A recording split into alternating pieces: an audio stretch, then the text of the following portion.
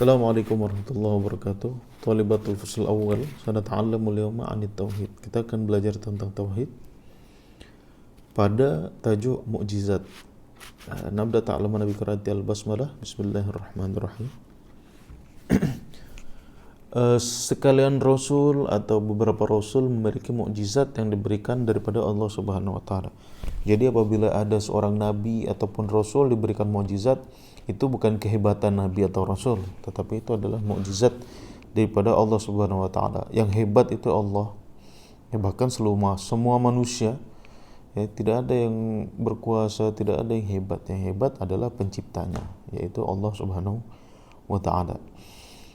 Jadi oleh disebabkan Nabi dan Rasul ini berdakwah kepada manusia, kemudian orang banyak tak percaya, Allah menurunkan mukjizat. Mukjizat itu merupakan sebuah keajaiban yang diberikan kepada nabi-nabi tersebut. Mukjizat ini pelbagai. Setiap nabi mempunyai mukjizat masing-masing.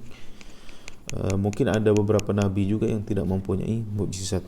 Jadi tak semuanya macam itu. Mukjizat tadi untuk menyokong nabi, ya, untuk berdakwah kepada orang-orang yang tidak percaya kepada nabi. Banyak orang yang tak percaya bahwasanya macam mana manusia biasa menjadi utusan Tuhan. Maka Allah menurunkan beberapa mukjizat. Okey. Manusia setelah mengetahui mukjizat, macam mana keadaan manusia? Adakah manusia terus percaya kepada mukjizat ataupun tak percaya juga? Okey, selepas ditunjukkan mukjizat oleh para nabi, manusia ada dua golongan. Yang pertama adalah golongan yang masih bersih hatinya. Jadi apabila mereka kedatangan sebuah mukjizat yang mana itu ada datang dari kepada Allah Subhanahu wa taala atau kebenaran, mereka akan ikut terus. Jadi kalau kita tengok mukjizat Nabi Daud, wah, kalau hati kita masih bersih, dan masih tidak syirik, tidak banyak melakukan kejahatan, maka ketika Nabi datang membawa kabar, dia bagi tunjuk mukjizat, orang-orang akan percaya kepada Nabi tersebut. Ada lagi satu golongan, jadi golongan yang masih bersih hatinya. Golongan yang kedua adalah golongan yang sudah kotor hatinya. Dalam hidupnya kerap melakukan kejahatan dan dipengaruhi oleh hawa nafsunya. Maka mereka tak mau percaya kepada Nabi walaupun Nabi itu dah bagi tunjuk mukjizat seperti itu. Banyak alasan dia buat, alasan A, B, C, D, hatta Z, yang intinya adalah tak mau mengikut ajaran Nabi. Itu kenapa? Karena hatinya sudah kotor, sudah banyak melakukan kejahatan. Ya, mungkin bukan dinamakan maksiat sebab tidak ada syariat ketika zaman nabi-nabi itu, tetapi mereka menyebutnya kejahatan. Ya, kerap mencuri, kerap rogol, kerap apa lagi, dan sebagainya macam itu.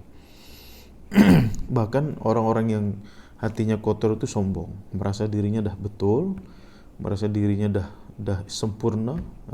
Dia tak mau ikut kata Nabi ya. Nabi buat apa, Nabi bagi tunjuk mukjizat apa, dia tak nak ikut. Macam tu. Kemudian macam mana kedatangan mukjizat? Jadi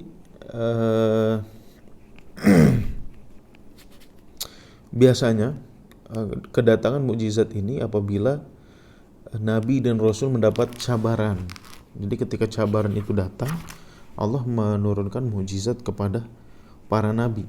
Biasanya dalam waktu yang injury time macam itu. Jadi ketika terdesak, contohnya seperti Nabi Musa. Nabi Musa membawa Bani Israel untuk keluar daripada Mesir, tetapi dikejar oleh pasukan Firaun. Kemudian sampai di laut, tak tahu nak buat apa, mana boleh kita semua berenang. Akhirnya Allah menurunkan mukjizat kepada Nabi Musa. Wahai Musa, ketuklah tongkatmu kepada batu 12 kali. Lepas itu terbelah lautan. Sehingga pasukan atau orang-orang Yahudi yang pergi bersama Nabi Musa boleh lalu dalam laut itu. Sedangkan ketika pasukan Quraisy, ketika pasukan Firaun menyeberang juga Ya, ternyata Allah sudah menutup mukjizatnya dan pasukan Fir'aun pun hanyut dalam lautan seperti itu. Itu contoh, itu injury time. Ketika Musa tak tahu nak buat apa, Allah turunkan mukjizat macam tu. Kemudian apa perbezaan dia dengan sihir?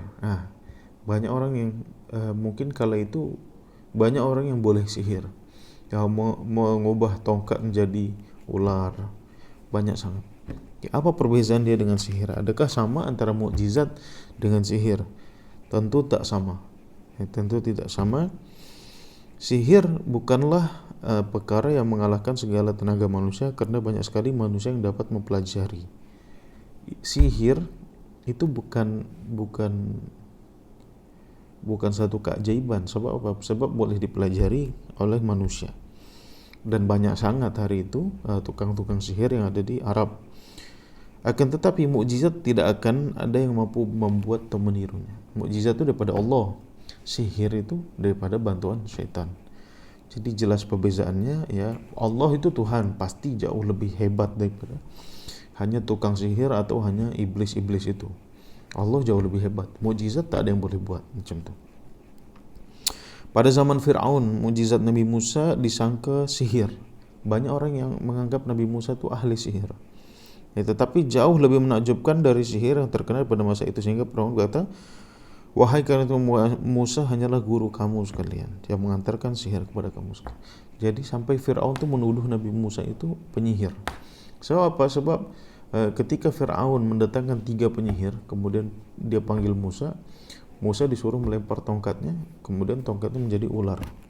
Dan ular besar ini memakan ular-ular daripada penyihir itu. Penyihirnya juga lempar tongkatnya menjadi ular. Tetapi tongkat atau ular daripada Nabi Musa ini lebih kuat daripada ular-ular tukang sihir itu. Okay. Jadi perbezaannya yang pertama adalah mukjizat datang daripada Allah, sihir datang daripada iblis atau syaitan. Yang kedua, mukjizat itu dasarnya keimanan, sedangkan sihir adalah dasarnya kekafiran atau kemusyrikan, ya, atau kejahatan, kebaikan dengan kejahatan, keimanan dengan kekafiran, macam itu. Kemudian mukjizat itu membuat orang terperangau, sedangkan sihir itu menipu. Kita tengok benda itu berubah macam ni, tapi sepatutnya dia tak berubah. Mata kita saja ditipu macam itu. Tetapi kalau mukjizat itu betul-betul terjadi dengan sebenarnya.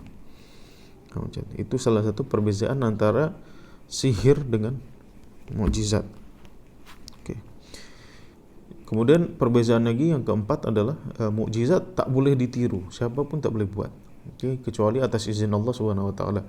Sihir kita boleh belajar sihir. Okay. Macam-macam mukjizat. Ini macam-macam mukjizat. Mukjizat tak hanya satu macam saja, tapi ada banyak. Ada 3. Yang pertama mukjizat yang berwujud. Jadi mukjizat yang nyata, betul-betul nyata. Seperti mukjizat Nabi Musa yang ketika mengeluarkan air daripada padang pasir, itu mukjizat nyata berwujud. Ya. Adapun mukjizat yang tidak berwujud adalah mukjizat Nabi Isa yang mengabarkan tentang apa yang dimakan oleh kaumnya di rumah mereka. Jadi ada yang on the spot, ada yang tak on the spot. Jadi Nabi Isa hanya menghabarkan bahwasannya umatku tengah makan. Dia tahu semua. Macam itu. Kemudian ada yang mengadakan dan ada yang meniadakan. Ya. Mengadakan maksudnya adalah benda ini tadi tak ada, kemudian jadi ada. Ya, ada juga yang meniadakan, sebelumnya ada jadi tak ada. Macam itu. Yang pertama adalah wujudnya awan yang memayungi Bani Israel di padang teh. Ya, jadi sebelumnya tak ada awan panas di padang pasir, tetapi Nabi Musa memohon kepada Allah untuk melindungi Bani Israel. Akhirnya Allah mengirimkan awan untuk menutup Bani Israel dari kepanasan matahari. Yang kedua adalah sebagaimana yang terjadi pada diri Nabi Ibrahim yang menghilangkan rasa panas api. Jadi Macam Nabi Ibrahim, dia dibakar oleh Raja Namrud, tetapi dia tak merasa kepanasan. Kenapa? Karena Allah menghilangkan kepanasan daripada api. Jadi walaupun api itu berkobar, tapi tak panas. Api mengeluarkan kesejukan. Kemudian ada yang kekal, ada yang tidak kekal. Mukjizat yang kekal tidak hilang selamanya, dan ada yang hanya perlu buat waktu yang terbatas saja.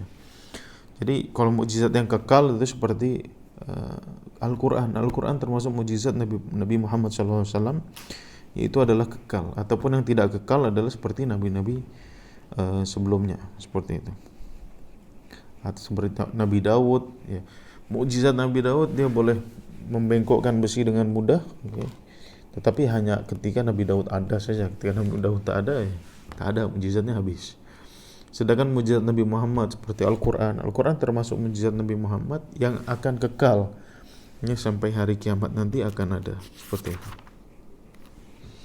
Kemudian ada yang sebangsa akal fikiran dan bukan sebangsa akal fikiran. Yang sebangsa akal fikiran adalah seperti Al-Quran. Jadi maksudnya adalah Al-Quran ini boleh dibaca orang, senang nak hafal, dan memang diciptakan untuk manusia. Ada lagi yang bukan sebangsa akal fikiran. Akal fikiran orang tak boleh menerima.